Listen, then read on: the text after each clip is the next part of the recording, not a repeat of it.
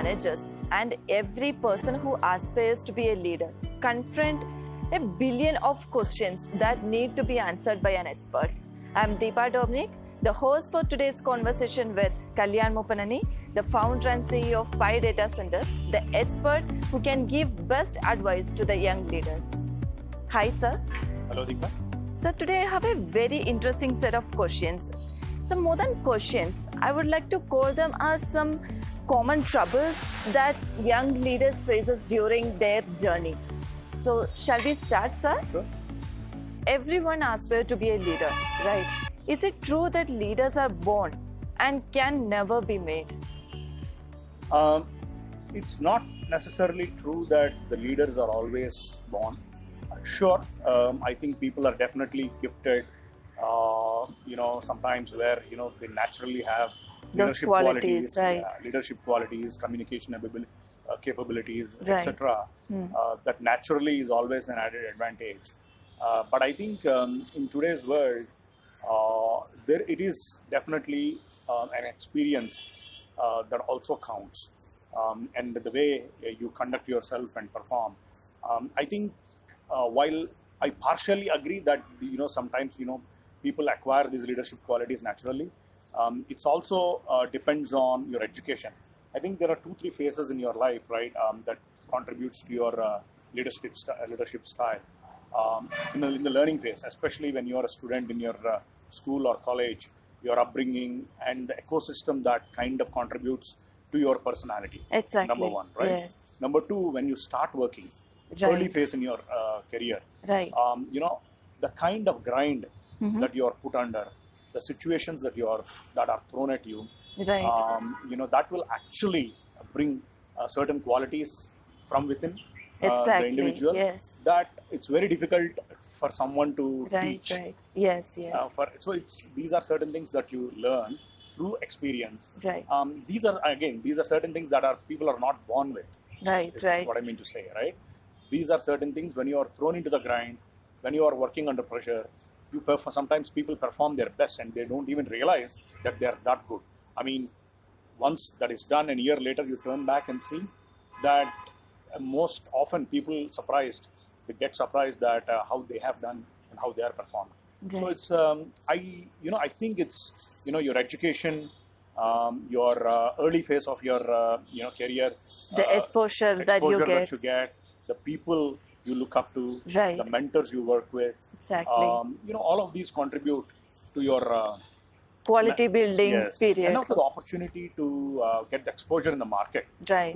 to different situations. Mhm. Right, all of these I think will contribute to a well-rounded 360 degree, for someone to become a leader. Exactly. So that was really motivating one. So moving on to the next one. So being a new manager, how do we make a mark of ourselves and stay relevant in today's workforce?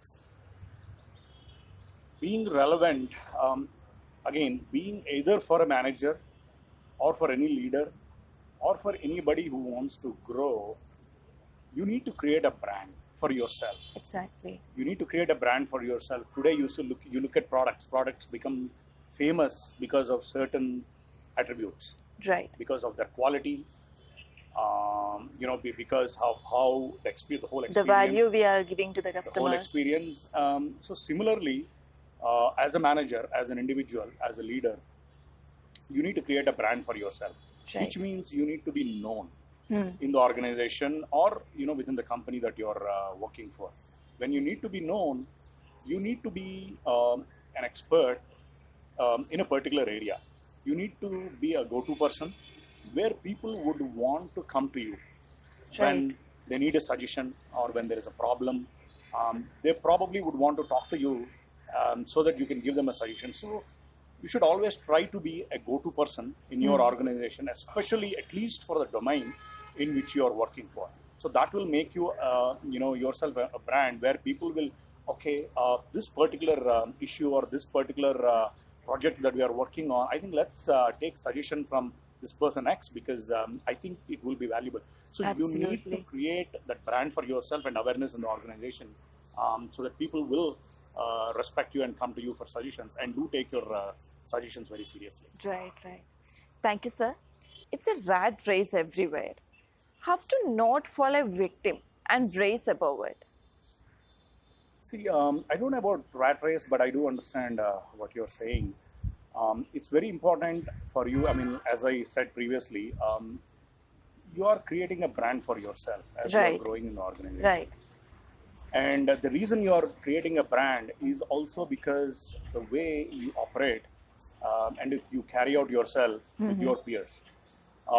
If you want to grow as a leader and or as a manager, you are basically not just contributing by yourself, but you are basically making or enabling others to contribute as well exactly. in the organization. Right. So that way, the whole entire team is successful, because I think most often, we see very few projects where one or two people work on it. It's typically, it's the entire team, a Right, group right. of individuals that work on it. So it's always important to make sure that you actually help others to become successful.